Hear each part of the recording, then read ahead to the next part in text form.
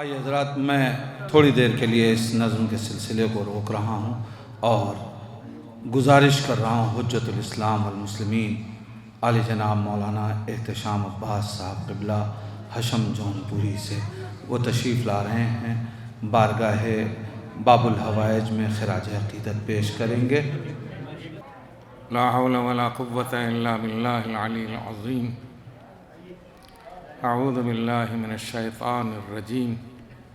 بسم اللہ الرحمن الرحیم۔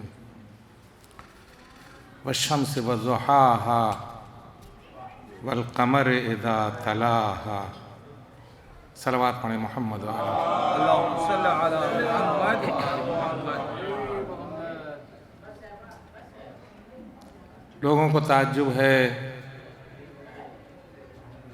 کہ اہل بیت نے جس شخصیت کی مدح و ثنا کی ہے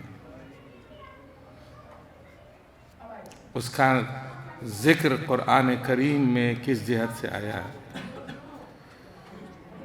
اور آیا بھی ہے کہ نہیں۔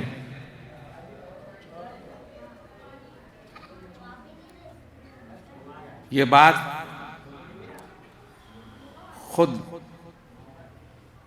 شہنشاہ وفا سرکار ابوالفضل العباس کے لقب قمر بنی ہاشم سے مستعار ہے۔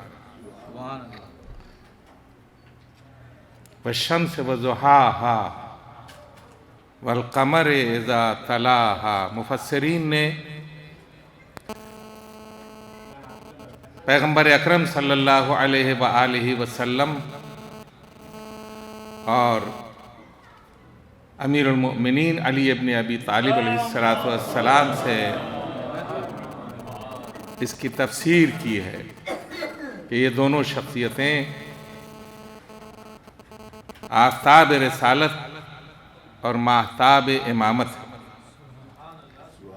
لیکن ایک تعویل بھی ہوتی ہے، اور وہ تعویل یہ ہے کہ جس طرح پیغمبر اکرم صلی اللہ علیہ وآلہ وسلم نے فرمایا حسین منی وانا من حسین، حسین مجھ سے ہے اور میں حسین سے ہوں، تو جس طرح آفتاب رسالت حسین سے ہے، حسین بھی شمس کی منزل میں ہے اور عباس قمر کی منزل میں ہے۔ صلوات پڑھیں محمد و آل محمد۔ اللہم صلی علی محمد و آل محمد۔ لہذا کوئی اس سے انکار نہیں کر سکتا کہ بہترین تذکرہ جناب ابوالفضل العباس کا قرآن مجید میں موجود ہے۔ سبحان اللہ سبحان اللہ۔ یہ لاسانی فضیلت ہے، اور اس کی دلیل میں نے حدیث نبوی کے عنوان سے پیش کی کہ جس طرح حسین رسالت کی شبیہ ہیں اور رسالت حسین سے ہے، لہذا وہ آفتاب جس طرح پیغمبر اکرم ہے اسی طرح آفتاب امامت امام حسین ہے، اور جس طرح وصایت قمر کی شکل میں امیر المؤمنین کو حاصل ہے اسی طرح حسین کی وصایت جناب ابوالفضل العباس کو حاصل ہے۔ صلوات پڑھیں محمد و آل محمد۔ اللہم صلی علی محمد و آل محمد۔ جی تو یہ چاہتا تھا کہ کچھ چیزیں جناب ابوالفضل العباس سے متعلق شخصیت شناسی کے عنوان سے بیان کی جاتی ہیں۔ فضائل لفاظی کے طور کے اوپر بہت بیان کیے جاتے ہیں، لیکن اگر ہم دیکھیں کہ باب الحوائج انہیں کہا جاتا ہے، قمر بنی ہاشم انہیں کہا جاتا ہے، پرچمدار حسین علمدار حسین انہیں کہا جاتا ہے، تو یہ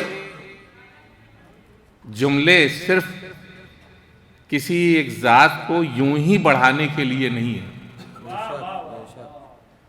بلکہ یہ تمام القاب اس نوعیت سے ہیں کہ جو جناب ابو الفضل العباس کی شخصیت کی پہچان ہے، شخصیت کو شناخت کرانے والے یہ القاب ہیں۔ جناب ابو الفضل العباس باب الحوائج ہیں۔ باب الحوائج اصل میں جو صورت ہے وہ یہ ہے کہ جس قدر کسی بھی ذات کو اور کسی بھی شخصیت کو دنیا میں مصائب و آلام سے گزرنا پڑا ہے، اور جس قدر کسی بھی شخصیت کی آرزویں کچلی گئی ہیں، تمنائیں کچلی گئی ہیں، خداوند عالم نے اجر کے طور پر انہیں باب حوائج بنایا۔ باب الحوائج، ایک صلوات پڑھیں محمد و آل محمد۔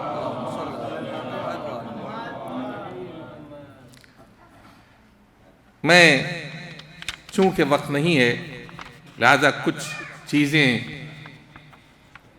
صرف زیارت جناب ابو الفضل العباس سے نکال کر کے آپ کی خدمت میں پیش کرتا ہوں۔ امام صادق علیہ السلام فرماتے ہیں، یہ وہ حدیث ہے کہ جو زیارت جناب ابو الفضل العباس میں ذکر کی گئی ہے، اور چونکہ یہ زیارت خود چھٹے امام سے منسوب ہے جناب ابو الفضل العباس کی، آپ نے فرمایا اشہد لکا بالتسلیم والتصدیق والوفاء والنصیحہ لخلف النبی صلی اللہ علیہ وآلہ وسلم۔ میں معصوم صادق آل محمد گواہی دیتا ہوں،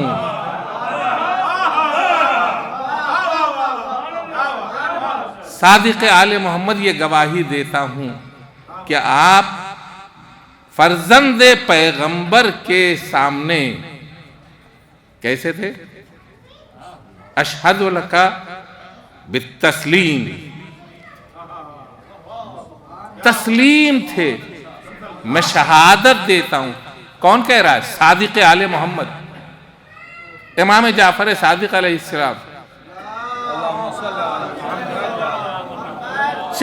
چار تمغے سینہ ابو الفضل العباس پہ لگائے ہیں صادق آل محمد نے۔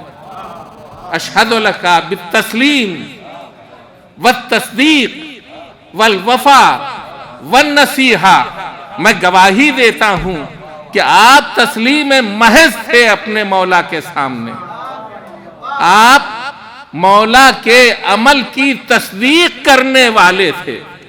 تصدیق کرنے والے کا مطلب جانتے ہیں؟ ذوالعشیرہ کی دعوت میں اگر علی کی تصدیق نہ ہوتی تو رسالت خاموش رہ جاتی، کربلا کے معرکے میں اگر عباس کی تصدیق نہ ہوتی تو معرکہ کربلا ایسا نہ ہوتا جیسا آج ہے۔ ایک صلوات پڑھیں محمد و آل محمد۔ یہی صورت ہے وفا۔ میں گواہی دیتا ہوں کہ آپ نے وفا کی ہے اپنے بھائی امام حسین علیہ السلام سے۔ یہ تمغے ہیں جو امام معصوم نے آپ کو عطا کیے ہیں۔ دامن وقت میں گنجائش نہیں ہے، میں اس بات کو ختم کر دیتا ہوں، ایک چیز آپ سے بیان کرتا ہوں، اور وہ یہ ہے کہ آپ کی مادر گرامی جب ان کی زیارت آپ پڑھیے تو اس میں یہ ملتا ہے، یا ام البدور السواطع،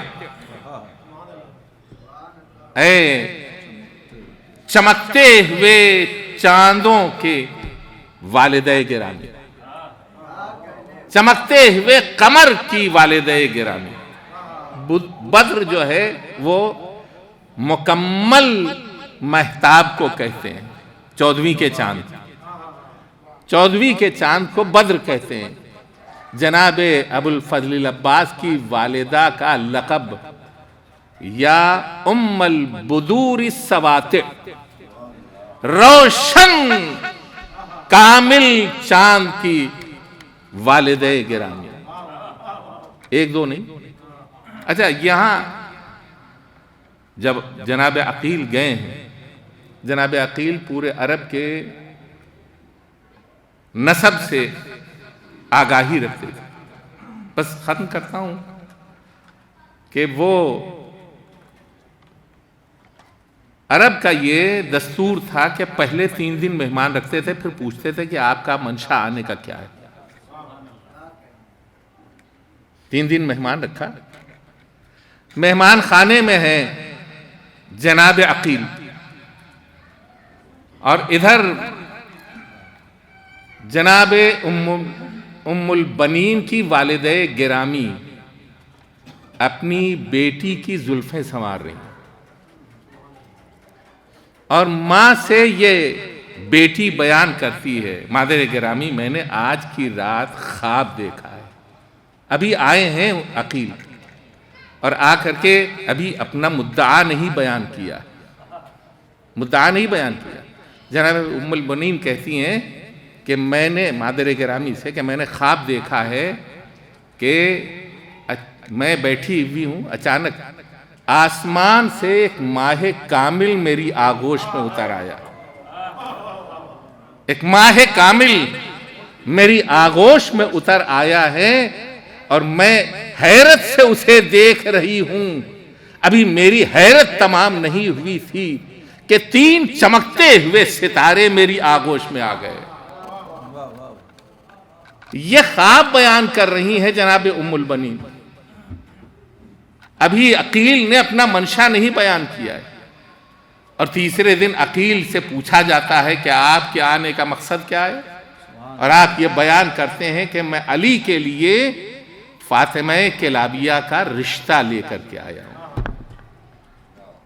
جناب امیر المؤمنین کا رشتہ جناب فاطمہ کلابیہ سے لے کر کے آیا ہوں. یہ ہے شخصیت. آخری بات آپ کی خدمت میں عرض کرنا چاہتا ہوں کہ یہ اتصال جو ہے منشائے امیر المؤمنین، آرزو امیر المؤمنین، اور اس کے بعد کوئی تعجب کی بات نہیں ہے، پردادا کے پاس آ کے بیٹھے میرے پوتے ہیں اور یہ میرے استاد ہیں، یہ پردادا کے پاس آ کے بیٹھے. ایک صلوات پڑھیں محمد و آل محمد.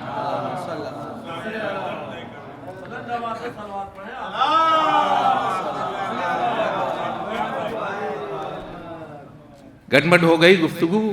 منشائے امیر المؤمنین، آرزو امیر المؤمنین بیان سے پہلے ماں کی آغوش میں چاند اور ستاروں کا اترنا یہ بتاتا ہے کہ یہ الہی مقصد ہے جس کی تکمیل کی جا رہی ہے.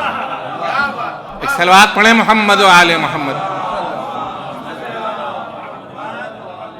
الہی مقصد ہے جس کی تکمیل کے لیے یہ اقدام کیا جا رہا ہے. 2 چیزیں ہیں. ایک شخصیت ہے جناب ابو الفضل العباس کی، بس 2-3 جملوں میں بیان کر دیتا ہوں. ایک شخصیت ہے جناب ابو الفضل العباس کی، اور وہ شخصیت ہے فاتح کربلا کی، ہے نا.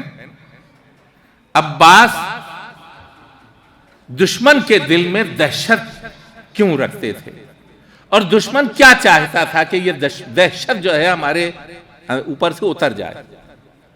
جو ٹیکٹس اپنائی، جو سیاست اپنائی، وہ شب عاشور آخری سیاست تھی دشمن کی کہ عباس کو حسین سے توڑ لے. نہیں توجہ کی آپ نے؟ آخری سیاست تھی دشمن کی کہ عباس کو کسی طرح حسین سے توڑ لے.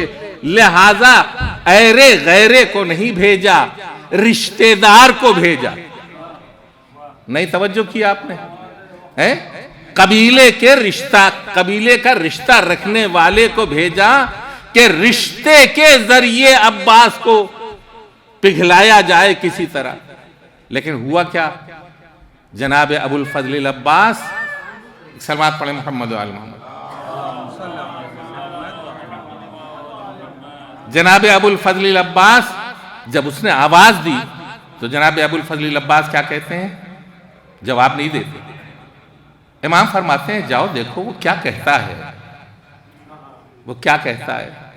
اور جناب ابو الفضل عباس حسین سے یہ فرماتے ہیں میں اسے گفتگو کرنے کے لائق نہیں سمجھتا، میں اسے گفتگو کرنے کے لائق نہیں سمجھتا. آج کے زمانے میں بھی ایسا ہی ہوا. امریکہ نے جاپان کے وزیر اعظم کو بھیجا تھا گفتگو کرنے کے لیے رہبر انقلاب سے، اور رہبر انقلاب کے پاس وہ جاپان کا وزیر اعظم جب آیا تھا اور اس نے امریکہ کے پریزیڈنٹ کی بات رہبر کے سامنے رکھی تو رہبر نے جو فرمایا وہ یہ فرمایا کہ تم جا کے کہہ دو کہ میں تمہیں گفتگو کرنے کے لائق نہیں سمجھتا، تمہاری بات کیا سن کے کروں. ایک صلوات پڑھیں محمد و آل محمد. فاتح کربلا عباس. فاتح مدینہ بھی کوئی ہونا چاہیے. جناب ام البنین کو بیٹھ کر کے کہاں رونا چاہیے تھا؟ ساری خواتین بیٹھ کے کہاں روئیں؟ گھر میں. ام البنین بیٹھ کے کہاں روئیں؟ بقیع میں. توجہ ہے کہ نہیں؟